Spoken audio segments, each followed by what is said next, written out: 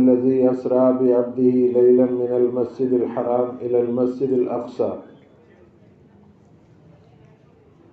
میرے بھائیوں، اللہ تبارک و تعالیٰ نے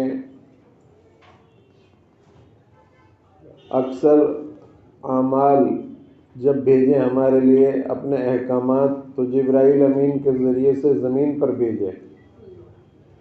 جبرائیل علیہ السلام وحی لے کر زمین پر آئے، لیکن نماز ایک اتنی عظیم الشان عبادت ہے، اللہ نے جب اس کو عطا فرمانے کا ارادہ فرمایا تو خود جناب رسول اللہ صلی اللہ علیہ وسلم کو آسمانوں پر بلایا۔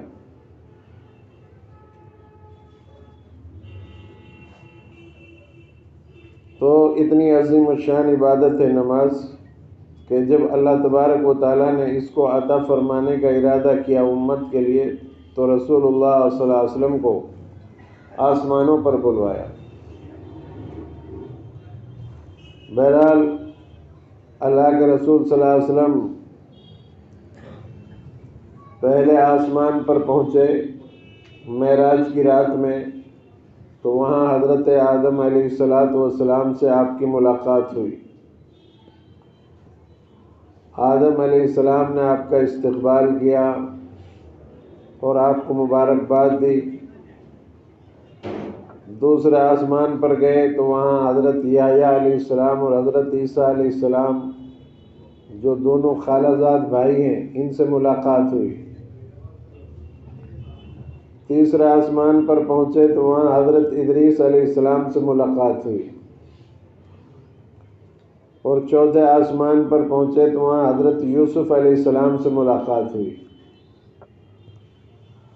اور پانچویں آسمان پر پہنچے تو وہاں حضرت ہارون علیہ السلام سے ملاقات ہوئی،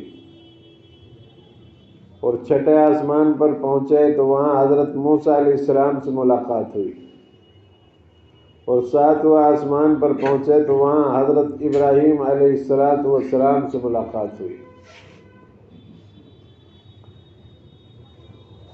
جن نبیوں سے ملاقات ہوئی ان سب نے آپ کو نبی صالح اور بھائی کہہ کر پکارا، اور جب ابراہیم علیہ السلام سے ملاقات ہوئی تو ابراہیم علیہ السلام نے آپ کو بیٹا کہہ کر پکارا۔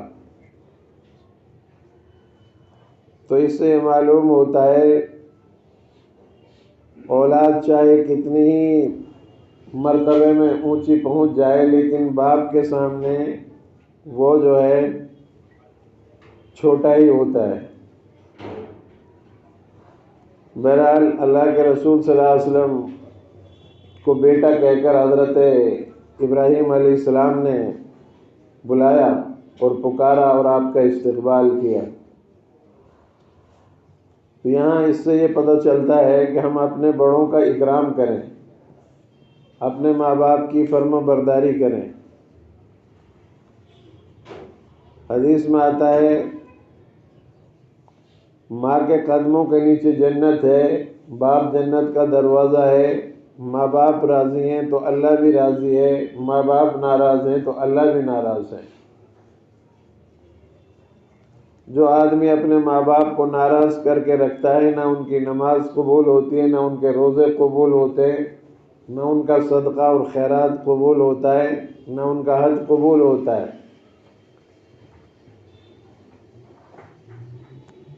تو ہم اپنے ماں باپ کی فرما برداری کریں، اپنے ماں باپ کی اطاعت کریں، ان کی آواز سے اپنی آواز کو اونچی نہ کریں،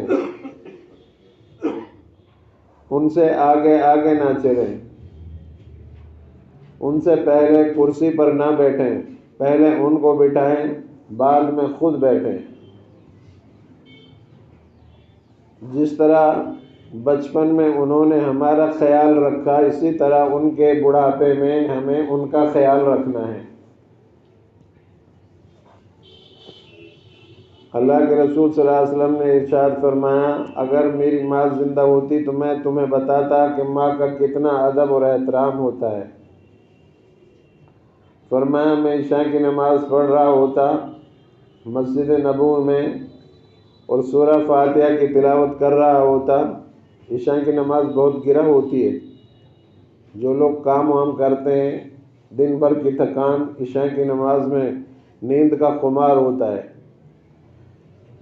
عشاء اور فجر بہت گرا ہے، تو اللہ کے رسول نے فرمایا عشاء کی نماز ہوتی، سورہ فاتحہ بھی میں پڑھ رہا ہوتا، اور مسجد نبوی میں ادھر سے میرے حجرے کا دروازہ کھلتا اور میری ماں مجھے پکارتی، اے محمد محمد، تو میں نماز کو توڑ دیتا، ترک کر دیتا اور کہتا یا اللہ تجھے تو بعد میں راضی کر لوں گا، نماز بعد میں پڑھ لوں گا، پہلے میں اپنی ماں کو راضی کر لوں۔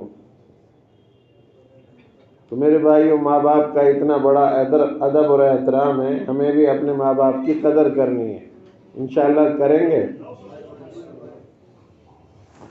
حضرت ابراہیم علیہ السلام بیت معمور کے ٹیک لگائے ہوئے بیٹھے ہوئے تھے، اور بالکل آپ صلی اللہ علیہ وسلم کی شکل ان سے ملتی جلتی تھی۔ آپ نے پوچھا تھا جبرائیل علیہ السلام سے کہ یہ کون ہے؟ یہ تمہارے جد امجد ابراہیم علیہ السلام ہے۔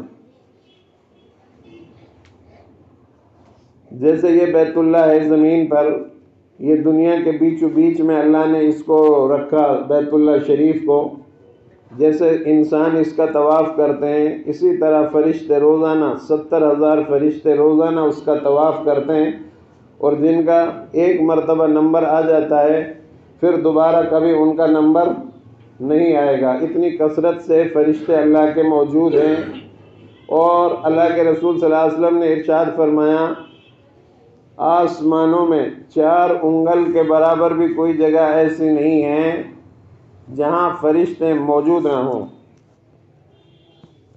اتنی کثرت سے فرشتے اللہ کی عبادت کر رہے ہیں، کوئی رکوع میں ہے، کوئی سجدے میں ہے، کوئی قاعدے میں بیٹھا ہوا ہے تو کوئی قیام کر رہا ہے، اور جن کاموں پر اللہ نے ان کو لگا دیا انہی میں لگے رہتے ہیں، اللہ کی نافرمانی کا سوال ہی پیدا نہیں ہوتا۔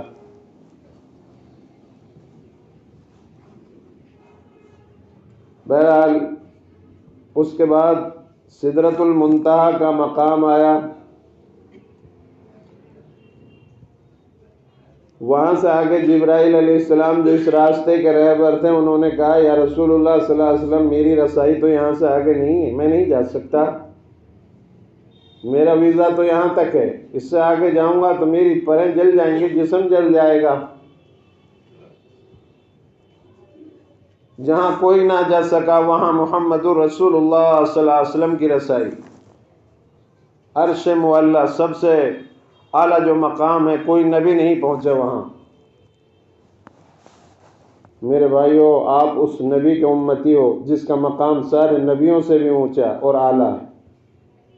اسی طرح اگر ہم نیک عمل کرتے ہیں، سچائی سے تجارت کرتے ہیں، اللہ کے حکموں کو زندگی میں لاتے ہیں، نبی صلی اللہ علیہ وسلم کی سنتوں کو زندگی میں اپنے عمل میں لاتے ہیں، تو آپ بھی تمام امتوں سے اسی طرح افضل ہو جس طریقے سے جناب رسول اللہ صلی اللہ علیہ وسلم تمام نبیوں سے افضل ہیں۔ جتنا مقام آپ کا اونچا ہے نبیوں میں، اسی طرح تمام امتوں میں آپ کا مقام وہی ہے۔ لیکن ہمارے یہاں جوا کھیلا جا رہا ہے، زنا عام ہو چکا ہے، شرابیں پی جا رہی ہیں، جتنی شراب کی بوتلیں آپ کے علاقے سے نکلتی ہیں اور کسی سے نہیں نکلتی۔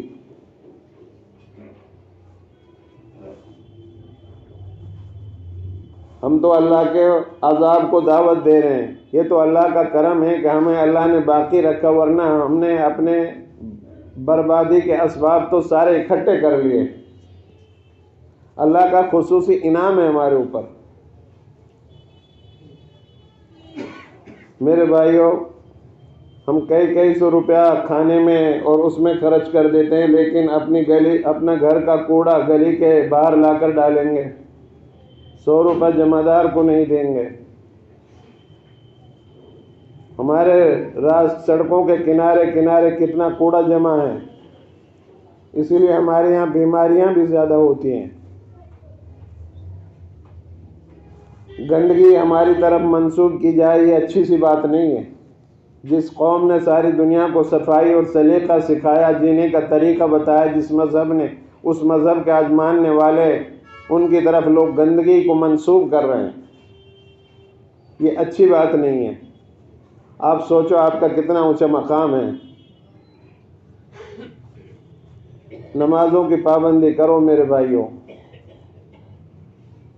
اپنے بڑوں کا چھوٹوں کا اکرام کرو، اپنی عورتوں اور اپنی بچیوں کو بتاؤ کہ پردہ فرض ہے، قرآن میں اللہ تعالیٰ نے اس کو فرض قرار دیا ہے۔ زنا سے بچیں، غلط دیکھنے سے، غلط بولنے سے، ہاتھوں کو غلط چلانے سے، پیروں کو غلط چلانے سے بچائیں۔ ان سب کی اللہ کے یہاں پونچھ کچھ ہونے والی ہے۔ ایک بار درود شریف پڑھ لو نا، سارے لوگ خاموش بیٹھے ہو، کوئی نیند میں ہے؟ میں عرض کر رہا تھا اللہ کے رسول صلی اللہ علیہ وسلم سب سے اونچے مقام پر پہنچے جہاں کوئی نہیں پہنچا۔ جبرائیل امین نے کہا کہ یہاں تک میرا ویزا ہے، اس سے آگے نہیں جا سکتا، اگر آگے جاؤں گا تو میرے پر اور جسم جل کر خاک ہو جائے گا، اجازت نہیں ہے۔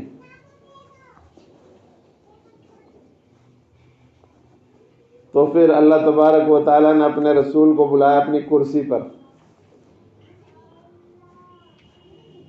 اور اتنے قریب آپ صلی اللہ علیہ وسلم اللہ کے گئے، جیسے ایک کمان ہوتا ہے نا، کمان دیکھا ہوگا جس سے تیر چلاتے ہیں، اس کے دونوں سرے کتنے ایک دوسرے کے قریب ہوتے ہیں، یہ ہاتھ نہیں ہے، اسی طرح تو کمان ہوتا ہے، اس سرے میں اس سرے میں کیا فرق ہے؟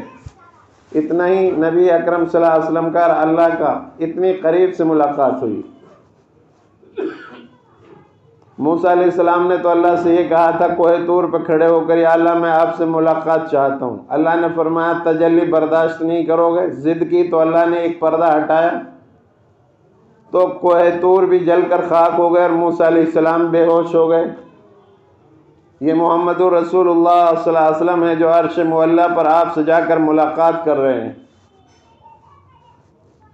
کتنا اونچا مقام ہے نبی کا۔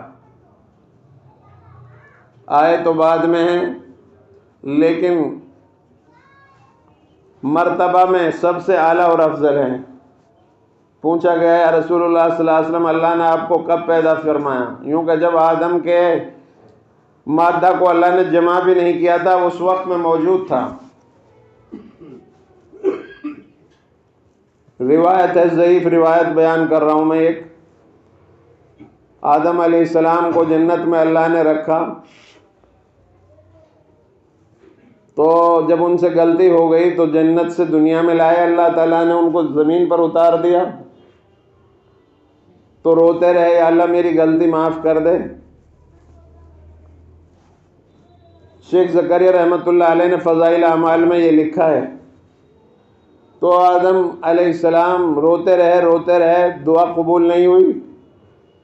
ایک دن دعا مانگی، یا اللہ مجھے محمد رسول اللہ صلی اللہ علیہ وسلم کے صدقہ میں معاف فرما دے، تو وہی آئی کہ آدم یہ محمد کون ہے جن کے وسیلے سے تم دعا مانگتے ہو؟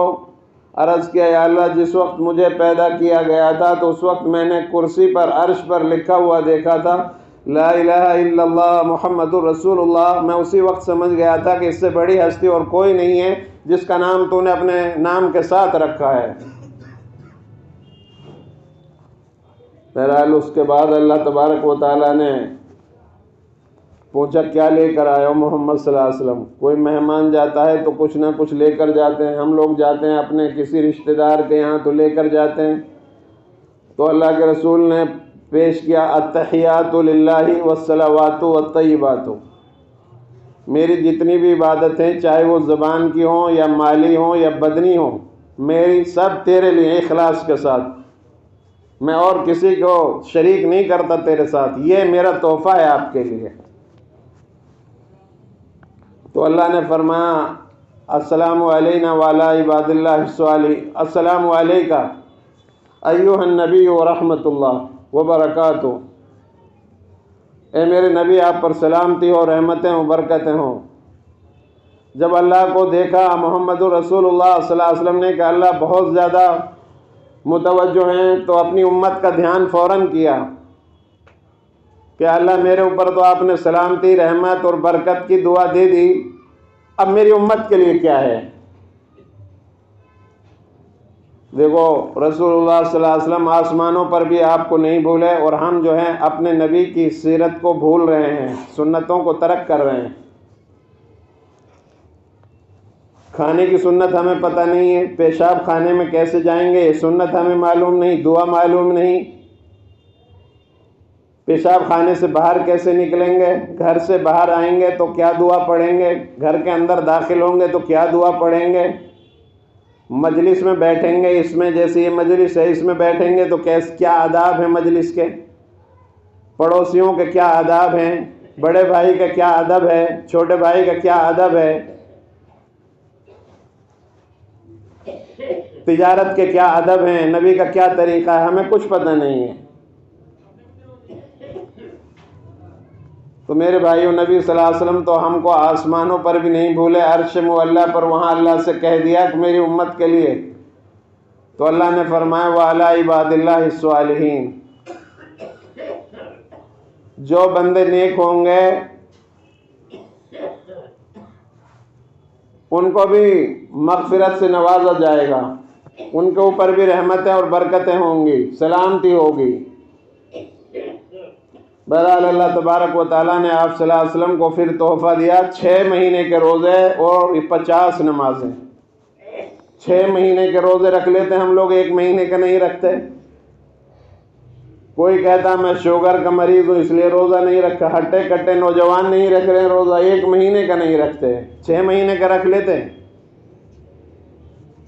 اللہ کے رسول صلی اللہ علیہ وسلم خوشی خوشی لے کر آ رہے تھے 6 مہینے کے روزے اور 50 نماز۔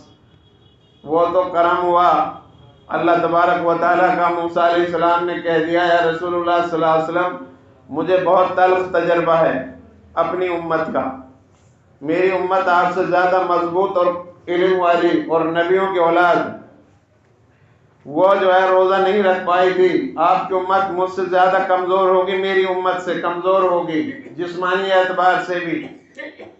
آپ کی امت 6 مہینے کا روزہ اور 50 نماز کیسے پڑھے گی؟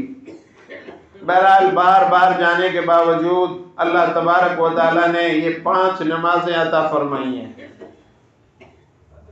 اور 1 مہینے کے روزے، 5 نماز اور 1 مہینے کے روزے۔ جو آدمی ان 5 نمازوں کو ادا کرے گا اللہ تبارک و تعالیٰ اس کو 50 نمازوں کے برابر ثواب عطا فرمائے گا۔ آج اپنی نمازوں کو چیک کر لو میرے بھائیوں، کیسی نماز ہم پڑھ رہے ہیں۔ حضرت علی کے بارے میں لکھا ہے کہ حضرت علی ایک مرتبہ جنگ میں شریک ہوئے تو پیر میں تیر لگ گیا جو نکلنا نہیں تھا، آپریشن کرنے والوں کو بلایا جراح کو، اور وہ کھینچنا چاہتے تھے لیکن تکلیف اتنی شدت کی تھی نکال نہیں سکتے تھے۔ اتنے میں نماز کا وقت ہو گیا، انہوں نے نماز کی نیت باندھی تو صحابہ نے کہا کہ اب ان کے پیر سے تیر نکالا جا سکتا ہے۔ تو جیسے وہ نماز میں مشغول ہوئے اور متوجہ ہوئے، جراح نے تیر کو کھینچ لیا اور انہیں پتہ بھی نہیں چلا۔ جب سلام پھیرا چٹائی پر ادھر ادھر خون پڑا ہوا ملا اور لوگ جمع تھے، پوچھا حضرت علی نے کہ یہ تم کیوں جمع ہو اور یہ خون کیسے ہیں؟ تو بتایا کہ جو تیر نہیں نکل رہا تھا نماز کے علاوہ تو آپ نماز میں مشغول ہو گئے اور ان جراح نے تیر کو کھینچ لیا۔ تو حضرت علی نے فرمایا مجھے تو پتہ ہی نہیں چلا، یہ تھی نماز۔ ایسی نماز پڑھو کہ اللہ ہمیں دیکھ رہا ہے، اللہ ہمارے سامنے کھڑا ہوا ہے۔ حدیث میں آتا ہے سب سے پہلے قیامت کے دن نماز کی پونچھ کچھ ہوگی، نماز اچھی نکلے گی تو باقی عمل بھی ٹھیک رہیں گے، نماز صحیح نہیں رہی تو باقی عمل بھی ٹھیک نہیں رہیں گے۔ جو آدمی 5 نمازیں پڑھے گا اس کے گناہ اسے جھڑتے چلے جائیں گے، جیسے سردی کے موسم میں درختوں سے پتے جھڑ جاتے ہیں سردی کی وجہ سے، اسی طرح 5 نمازیں ان گناہوں کو بالکل جھاڑ دیتی ہیں، ختم کر دیتی ہیں۔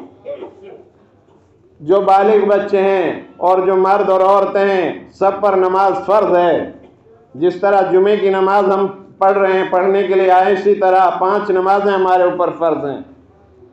سب سے پہلے آدم علیہ السلام کو جب اللہ نے ان کو زمین پر بھیجا تو اس وقت صبح صادق کی روشنیاں نمودار ہو رہی تھی، تو آدم علیہ السلام نے فجر کی نماز سب سے پہلے اس زمین پر پڑھی۔ اور ظہر کی نماز سب سے پہلے حضرت ابراہیم علیہ السلام نے اس وقت پڑھی جب ان کو حضرت ابراہیم علیہ السلام کو ان کے بیٹا ذبح کرنے کا اللہ نے حکم دیا تھا۔ پھر وہ ذبح کرنے جا رہے تھے، اللہ نے حکم دیا کہ آپ کا امتحان پورا ہو چکا اور لو یہ مہنڈا ذبح کرو، آسمان سے لایا گیا جانور ذبح کرو۔ تو اس شکرانے میں انہوں نے سب سے پہلے ظہر کی نماز پڑھی۔ عصر کی نماز یونس علیہ السلام کو جب مچھلی کے پیٹ سے باہر نکالا گیا، انہوں نے وہاں باہر آ کر سب سے پہلے عصر کی نماز پڑھی، اور مغرب کی نماز سب سے پہلے عیسیٰ علیہ السلام نے اس زمین پر ادا کی، اور موسیٰ علیہ السلام نے سب سے پہلے عشاء کی نماز ادا کی جب وہ مدین سے شعیب علیہ السلام کی بیٹی سے نکاح کر کے اپنے ملک مصر کی طرف لوٹ رہے تھے۔ جب اللہ نے ان کو نبوت عطا فرمائی تو اس کے شکرانے میں عشاء کی نماز سب سے پہلے موسیٰ علیہ السلام نے ادا کی۔ اور یہ 5 نمازیں 5 انبیاء سے ثابت ہیں، جو آدمی پابندی کے ساتھ وقت کی پابندی کے ساتھ جماعت کے ساتھ ان کو ادا کرے گا، اللہ اس کو 50 نمازوں کے برابر ثواب عطا فرمائے گا۔ اللہ سے دعا ہے اللہ رب العالمین ہمیں نمازوں کی پابندی کرنے کی توفیق عطا فرمائے، اور برائیوں سے بچیں ہم لوگ، ماں باپ کی فرما برداری کریں، چوری نہ کریں، زنا اور بے پردگی اور سود کا کھانا پینا اور غلط مجلسوں میں بیٹھنا، ناچنے گانے کی محفلوں میں اور موبائل پر اپنا وقت ضائع نہ کریں۔ قبر کا روزانہ تصور کریں، کئی مرتبہ کہ ہمیں قبر کے گڑھے میں جانا ہے، ہم وہاں کیا جواب دیں گے؟ اللہ کے سامنے ہمیں کھڑا ہونا ہے، کیا جواب دیں گے؟ اس لیے اپنی زندگی کو اللہ اور اس کے رسول کے حکموں کے مطابق گزارو۔